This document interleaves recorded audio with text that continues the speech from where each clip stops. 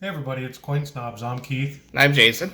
and today is story time. So I've got a story about what we have here. So I did some work for a couple up in one of the suburbs here, and a very nice couple. A shout out to Casey and Glenda. And part of the bargain was I wanted all of his pocket change because he was talking about rolling everything and taking it to his bank and depositing it. So I bought it off of him and bargained for it and made a deal. So we have a full bottle, full jug, partial jug, and then we have some quarters. Yay! So, and it's not from Tiffany and Company, just so we know. It might be. I don't know. It might be. You never know. So, Yeah. Cool. so anyway, let's see what we got. All right. We'll be back.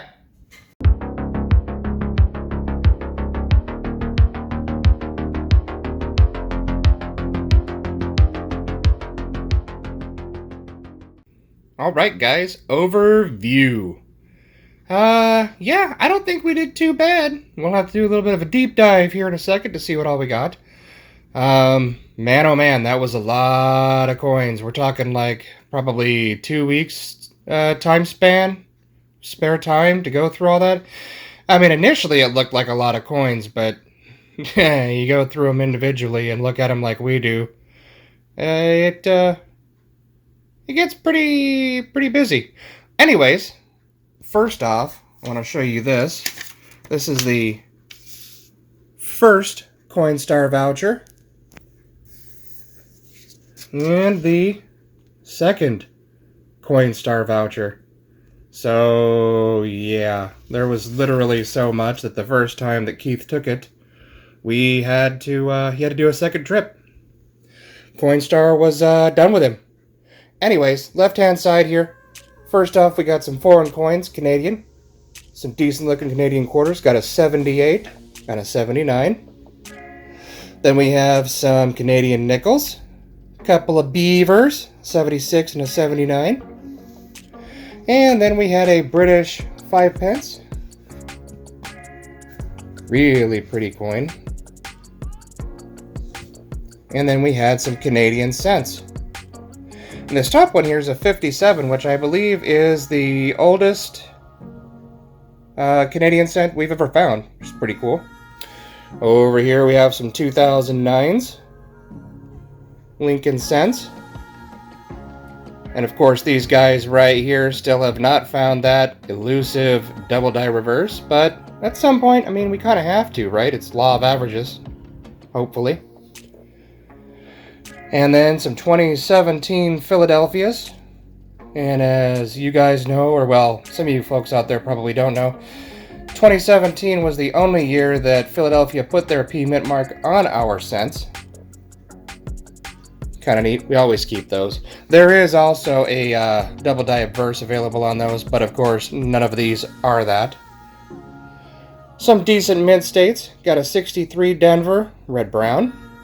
73 Denver red, and a 74S red.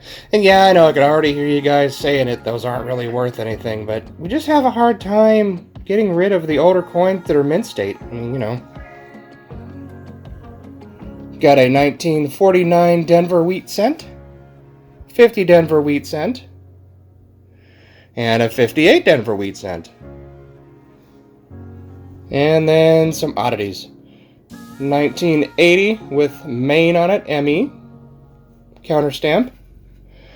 And then this guy right here, I can't tell if this is feeder finger damage or if this is zinc poisoning. It's a 1993. I don't know. Let's take a look at it and let's see what you guys think about it. So this is what we're looking at right here. Between the D and the S, going all the way down here to the Lincoln Memorial at the top of it. I suppose it could just be some kind of a die scrape, maybe not necessarily feeder finger damage, but there's also some down here.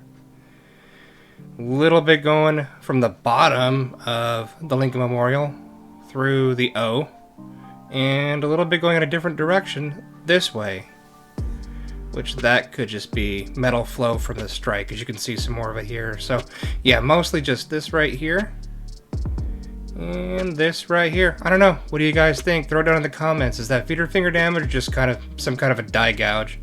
I think I'm going with just some kind of a die gouge. Then we have a 1975 with the 5 almost completely wiped out. Definitely a filled die. And over here we got some nickels. Got a 1941. I think this is an S. Oh, I don't know. I don't even want to look at that. Never mind. Let's pretend that you didn't see that. That looked bad. 1946. Pretty sure that one is a plane. Yep. Then we have a 1947. A 1948. A 1954. That's a Denver. Another 1954 Denver, and a 1958 Denver. And as we've said before, me and Keith keep everything 1959 and back. Not necessarily a reason, other than, you know, we consider it an older nickel. I think they're kind of undervalued. I think they're also kind of don't get as much respect as they should, really. Nickels are pretty cool, and a lot of people just aren't into them for some reason. Over here we got some dimes. That is a 2016 or 2015? I think it's 2016. Let's see here. Yeah, 2016 Denver. That one is very struck through grease. And speaking of struck through grease, man oh man, did we have a lot of pennies that were struck through grease or filled dies. Another one here, struck through grease. I mean, very struck through grease. Yeah, there's a decent amount of detail wiped out on that. Always nice to see, and we saw a lot of it. And struck through grease. What year is this guy? I always tell myself I'm going to remember what dates these are, but, you know, memory of a goldfish. 2006 Philadelphia. And then we got this guy right here with a really nice clash. 1974 Denver. You can just see it in the shadows right there. This is basically the back of Roosevelt's neck. A little bit of his back of his head right there, and then of course the bottom of the bust where it's cut off. And there is also, if I can get the light right, a little bit of a shadow right here. And you can also see the scratches where the mint worker had caught the clash and attempted to remove it, and removed most of it, as usual. But we love seeing the clashes. Is it a 74 or is it a 76? Man, my eyes are almost as bad as my memory. Yep, 74, okay. You guys probably saw that way before I did. And then we have some Mint State Quadas up here. Nice bicentennial. A North Carolina. And a Tuskegee Airman, 2021 Denver. And then oddities in the quarter section. Got a Denver strike that is very, very struck through grease. Again, that's going to be a very common theme here. Ellis Island, 2017. 1994. I think it's a Philadelphia. But you can't tell because the mint mark's missing. Looks like a filled die to me.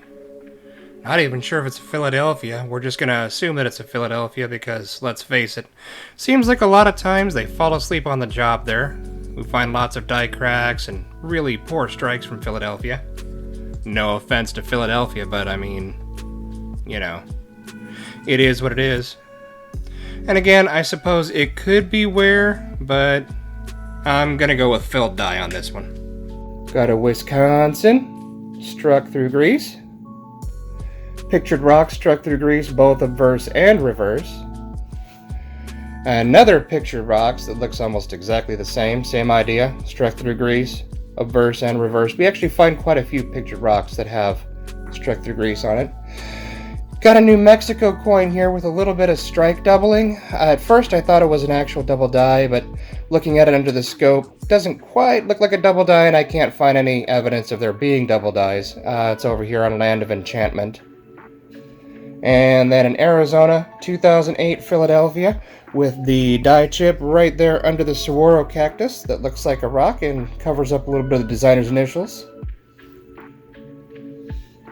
And then a couple of Philadelphia Delawares from '99 that look like a spitting horse, kinda, maybe. I don't know, guys. What do you think? Spitting horse or nah? I mean, it's very, very little right there. It doesn't even go all the way to the Caesar. This one does, but it's very, very, very faint. I'd be more leaning towards this one being a spitting horse, but I mean, either way, it's call them die cracks. Whatever, right? All right. Then we have another bicentennial. This one has a little bit of clashing on it. You can actually see where the mint worker polished most of the clashing out, but still there. Another one here that is slightly clashed. I'm not going to show you those under the scope because they're clashed, but they're not. I mean, they're not that impressive. 74 Denver. Same idea with this guy. 72 Denver. A little clashed on the reverse. Nothing on the obverse showing. Just ghost images of the reverse on the obverse. This guy right here has a little die chip right in front of his beak. And then if you guys have been watching us for a little while, you'll know that we find a lot of these Salt River Bay 2020 Denvers that have the exact same feeder finger damage. And by exact same, I mean they're exactly the same. Let's take a look at those. Yep, just don't get it. Same exact feeder finger damage. I don't know. Weird. And a 1998 Denver that also shows a little bit of feeder finger damage right in front of his neck. Nothing super dramatic though, so I'm not going to show you that. And then we have a very struck through $50. 97 Philadelphia. Little bit of struck through grease right there, south of the A. But the best part is the O and part of this star. I mean, that O is almost completely wiped out in doll hair. Some more struck through on this. Not super struck through, but enough to where we keep it. I mean, again, these things don't take up a lot of space or, you know, eat a lot. So if it's got something on it that's interesting to us, we'll keep it. 1980 Denver. Another struck through. I think this one struck through a little bit of debris. 72 Denver. But yeah, I mean, not a big deal. But we'll keep them. It's an anomaly. And again, like we always say, collect how you want to collect. You do you. And then check this out. 1963 Denver. Silver. Yes, yes, we found some silver. Heck yeah, we're going to take it. 90% silver. Gotta love that silver. We don't find silver much in $50 boxes. Of course, we don't go through as many as we used to, but the past 4 or 5 that we've done, I don't think we've found any silver. But we'll find it in dimes, sometimes quarters, and even nickels. That's okay, not complaining. And then we have some San Francisco business strikes. 2014 Great Sand Dunes. And another one right here. 2015 Homestead. And of course the S business strikes, San Francisco business strikes, only available in mint rolls and bags directly from the mint itself. And look at that. As you can tell by that little preview mark right here, kind of hard to see, V75, we have a 2020 West Point quarter. We're seeing much less West Points now. So there you have it, folks, the complete harvest of all of those coins. 1.5 giant jars and all of those rolls of quarters. And couldn't really be more pleased. Very awesome. Again, thank you to the folks that allowed us to do this. You know, I mean, it's anytime you're able to sit down with a friend or some friends and go through some coins and talk about the world and just sit and relax, it's a good time. And it's a good time that we all need right now. But anyways, if you guys haven't subscribed yet, please go ahead and do so. Best way to support the channel. It's totally free. If you want to get a notification every time that we do upload a video, go ahead and tick the bell right next to it.